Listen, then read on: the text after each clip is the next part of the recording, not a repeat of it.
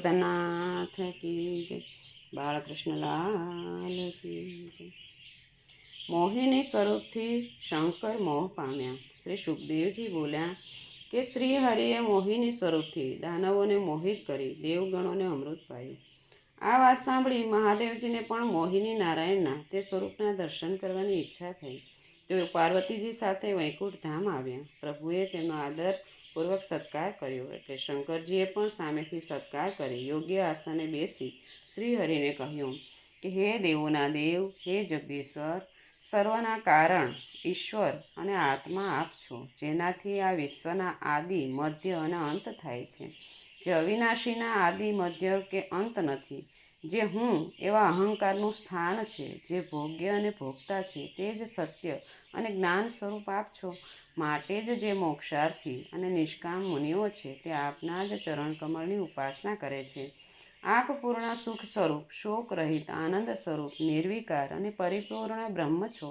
આપ વિશે કોઈ પ્રકારનો ભેદ નથી, છતાં અજ્ઞાની લોકો આપના વિશે ભેદ કલ્પે છે। કેટલાક વિદ્વાનો આપને બ્રહ્મ, કેટલાક ધર્મ, કેટલાક પ્રકૃતિ તથા પુરુષથી પર રહેલા પરમાત્મા, તો કેટલાક નવશક્તિયુક્ત ઈશ, તો કેટલાક સ્વતંત્ર તથા અવિનાશી મહાપુરુષ માને છે। હે પ્રભુ, હું બ્રહ્મા તથા મરીચી વગેરે ઋષિઓ સત્વગુણથી ઉત્પન્ન થયા છીએ, છતાં આપે સર્જેલા જગતને અમે જાણી શકતા નથી, તો આપને ક્યાંથી જાણી શકીએ? આપ જ્ઞાન સ્વરૂપ અને સર્વના આત્મા છો।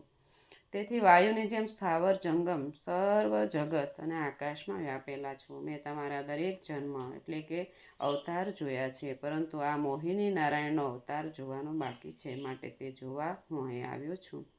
શંકર ભગવાનની પ્રાર્થનાથી વિષ્ણુ ભગવાન હસીને બોલ્યા કે મેં દૈત્યો પાસેથી અમૃતનો કળશ લેવા માટે આ મોહિની સ્વરૂપ ધારણ કર્યું હતું। હું તમને આ સ્વરૂપ બતાવું છું। આમ કહી ભગવાન અદૃશ્ય થઈ ગયા। પ્રભુએ એવી લીલા કરી કે ત્યાં એક રમણીય બાગ દેખાયો। તેમાં અતિ સુંદર સ્ત્રી હાથમાં દડો લઈને રમતી હતી।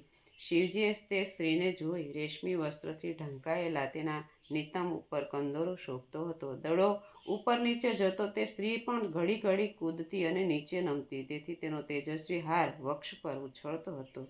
તે ખૂબ જ સુંદર હતી। મોહિનીના દર્શન કરતા શિવજી એવા તન્મય બની ગયા કે સાથે પાર્વતીજી આવ્યા છે તે પણ ભૂલી ગયા। જ્ઞાની પુરુષોને એવો નિયમ છે કે જે કામ હાથમાં લે તે કામમાં એટલા તન્મય થઈ જાય છે કે બધું જ ભૂલી જાય છે। કામદેવનું દહન કરનાર મહાદેવ આ ક્ષણે શ્રીહરિની માયાથી જીતાઈ ગયા અને તે નારાયણના દર્શનમાં પોતાનો દેહભાન પણ ભૂલ્યા। તેઓ વિચારે છે કે દર્શનમાં આટલો આનંદ આવે છે, તે મિલનમાં કેટલો આનંદ આવશે। શિવજીએ દોડતા જઈને મોહિની નારાયણને પકડવા દોડ્યા। તે સમયે અમોઘ વીર્યવાળા શિવજીનું વીર્ય પણ ઝરી રહ્યું હતું। તે વીર્ય જ્યાં જ્યાં પડ્યું ત્યાં ત્યાં રૂપાના તથા સોનાના ક્ષેત્રો થયા। નદીઓ, તળાવો, પર્વતો, વનો તથા ઉપવનોમાં શિવજી મોહિની પાછળ દોડી ગયા। હે રાજન, વીર્ય ઝરી ગયા પછી શિવજીએ પોતાના આત્માને દેવની માયાથી મોહિત થતાં જડ થયેલો જોયો અને પછી તે મોહથી પોતે અટક્યા ત્યાં તેમનો મોહ નાશ પામ્યો અને ચતુર્ભુજ નારાયણ પ્રગટ થઈ ગયા। તેઓ મહાદેવજીને કહેવા લાગ્યા કે તમે મારી માયા જોઈને, તમારા વિના બીજું કોણ મારી માયાને જીતી શકે? હવે પછી માયા તમારો પરાભવ કરી શકશે નહીં। આમ હરિહરનું મિલન થયું। પછી શિવજી વૈકુંઠમાંથી પોતાના ગણો સાથે કૈલાસ ધામમાં આવ્યા।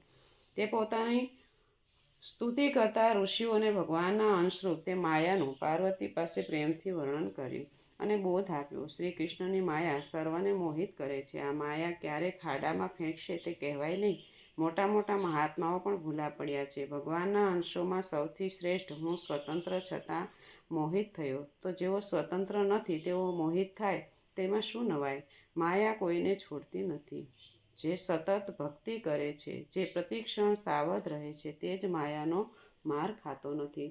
શ્રી સુખદેવજી બોલ્યા કે હે तात, સમુદ્ર મંથનના સમયે જેમણે કચ્છપ રૂપ ધરી પોતાની પીઠ પર મંદરાચલને ધારણ કર્યો હતો, તે શ્રી ભગવાનનું પરાક્રમ મેં તમને કહ્યું।